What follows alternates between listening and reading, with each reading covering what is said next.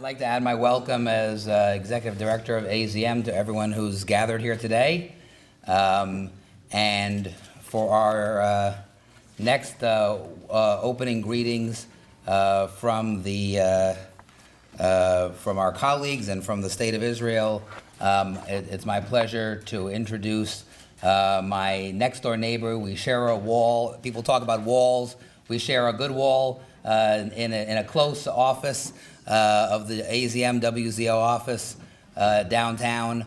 Dr. Esther Serok has been our partner for the last 2 years. She started just before I got into the position and represents the WZO executive in North America, in the US, Canada, Mexico, and has been our partner on many activities and programs, and a good neighbor and colleague. And I'd like to introduce Dr. Serok, who is known to all of you from many different connections here, to bring greetings from the WZO and present a message from Avraham Duvdevani, the chairman of the WZO from Jerusalem. Thank you very much.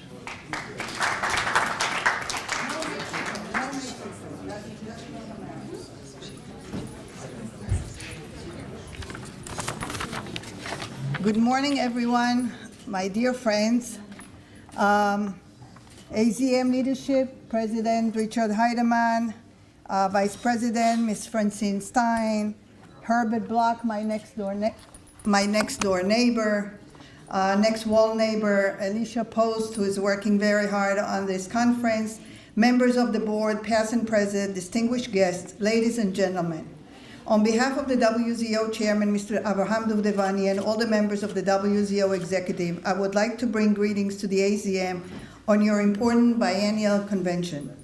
I will be finishing my shlichut as the WZO representative of the Executive at the end of the summer after almost 3 years of exciting time filled with multiple challenges in Jewish education, Hebrew, teaching Israel, combating anti-Semitism, and especially exploring new avenues to reach out for the young generation and find creative methods to keep the young Jews connected to Judaism and to Israel. Zionism already passed the symbolic age of 120. Well, is Zionism too old and not relevant anymore? I agree with my friend Galit on on all her statements about Zionism, and we didn't coordinate our speeches. So we really think the same. Herzl's idea was to build a national home for the Jewish people. Thank God we have a strong and vibrant country with strong economy, and even having that spaceship that she mentioned, Bereshit, that is on the way to the moon. Was the Zionist ideal accomplished once there is a country and we don't need any more the Zionist movement? I don't think so. The answer can be found also in Herzl's article, Our Hope, published in March 1904. He is the modern prophet of our era and the Zionist prophet, because his words are still so relevant. I once called Zionism an infinite ideal, as it will not cease to be an ideal even after the attainment of the land of Israel. For Zionism encompasses also the aspiration to reach moral and spiritual performance. Are we already a model state? In many ways, indeed, we are, but I think that the job is not completed yet. Herzl's dream was to establish a just society that can integrate Jewish and universal values, a state that maintains very close ties with the diaspora Jewry, and that's why we're here. To maintain an inner peace, shalom and shalom bayit among Jews, different Jews from different political and religious views. So it seems as if we did not accomplish the whole mission yet. Though the WZO is maintaining Jewish bridges over the religious and geographical and political differences, but it's not enough. Even in these days, when we are confronting the rising of anti-Semitism, and we're all gonna go and do our rally for fighting anti-Semitism and anti-Zionist, we were all called to do that today, but we are not sure that we're all together, even in these cases. My dear friends, the Zionist leaders of the American Jewry, you are the voice of Zionism here, and I urge you to confront two crucial issues as I see it. The need to strengthen the unity of the Jewish people, especially the relationship between Jews in Israel and in the United States. We are drifting apart, losing interest in the Jewish peoplehood. Leaders here speak against Israel, young people losing interest in Israel, and Israelis losing interest in the American Jewry. And it's something that we need to do something about it. It's dangerous. Something had changed in the traditional relationship between the two Jewish communities. Israel grew stronger, great. American Jews are thinking differently about Israel or not thinking at all. Less coming to Israel and less giving to Israel, but it does not mean that we have to stop, talk, and converse and make agreements and become Am Echad. We on both sides need to amend the wounds, bridge over the differences in culture, mentality, and politics. The other major problem is the fact that we are losing Jews and active and participating in the American Jewish community, either to assimilation or losing interest in the institutions of the organized Jewish community. It's time to think out of the box, not to do more of the same. We need to talk to the young generation and come up with some alternative frameworks that will keep us all together. I have been discussing these various Jewish leadership with many of the Jewish leadership here during my stay here to try and find methods and innovative ways to approach the next generation of American Jews. And we have to try and find a different answer. There will be no Zionism and maybe no Jewish future without 75% of Jews leaving us for one reason or another. It's time to act now, today, and not tomorrow. Everything we knew in the old world does not work anymore.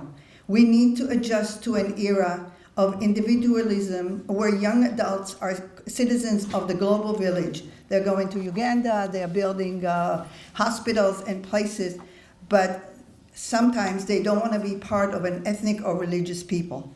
At the same time, Birthright has great success with most youngers in Israel.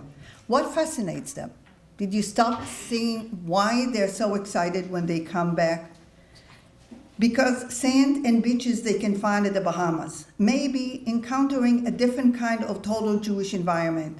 Hebrew, music, good food, modern people, country, and Jewish that is not the kind they know in their countries. We have to analyze it and learn from it and make decisions according to what we hear from them. We have questions and we're looking for answers. Those can only be found when the young generation will be sitting around the executive table. The only way that the 120 years old lady, the Zionist movement, can survive is by reinventing itself and adjust to the new changing world. I firmly believe in the Jewish people and its infinitive Zionist ideal. Thank you for your mutual work and good luck on your important role to preserve the Zionist ideal. It's my honor to present the greetings sent by the chairman of the WZO, Mr. Duvdevani, from Jerusalem, who regrets personally the fact that he could not be here today with us.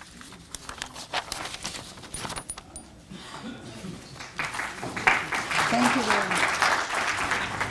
אחיי ורעיי למשפחת הציונות. כמה רציתי להיות עכשיו איתכם שם, בניו יורק, בהתכנסות החשובה הזו של ה-AVM. אבל מה אעשה? ואילוצי זמן הכריחו אותי להישאר בארץ ולא יכול להצטרף אליכם שם, ואני נאלץ לברך אתכם ממרחקים. ה-AVM עשה דרך ארוכה קדימה בשנים האחרונות. וזה גם המקום להודות לנשיאים של ה-AVM, גם לרב ורנון, גם לריצ'רד, על זה שהם הצעידו את ה-AVM קדימה בצורה כל כך משמעותית. בסתיו הקרוב אנחנו נכנסים לבחירות לקונגרס הציוני שהתקיימו בארצות הברית. בחירות לקונגרס זו חגיגה של דמוקרטיה, ובמיוחד בתנועה הציונית שהייתה דמוקרטית ביום היווסדה עד היום הזה. אבל מעבר לכך, הבחירות הן הזדמנות אדירה להתסיס את השטח, כי סביב הבחירות אנחנו נוגעים נגיעה ציונית בעשרות אלפי יהודים ומנסים לגייס אותם להזדהות, לקחת חלק בתנועה הציונית, בערכיה ובקשר שלה למדינת ישראל. זו גם ההזדמנות, בשל כך, לרענן את הרעיון הציוני ולגרום לכך שהמערכת תעסוק גם בדברים אידיאולוגיים ותהיה מוכנה ונכונה לעשות את המעשה הציוני הגדול, שאני מאוד מאוד מקווה שבעקבות הפעולה הזאת, ובעקבות התסיסה הזאת, ובעקבות הרעיון הציוני שיקבל רענון, נצליח לגייס עוד אלפי חברים שיתגייסו למען הבחירות בארצות הברית. ואני מקווה ומאחל לכנס החשוב שלכם, שיהיה נקודת זינוק ברענון הרעיון הציוני ובבחירת תוכנית עבודה משמעותית להמשיך ולקדם את התנועה הציונית בארצות הברית מעלה, להצליח הצלחה גדולה בבחירות הבאות עלינו לטובה. עליהו והצליחו ויהי השם עמכם סלע.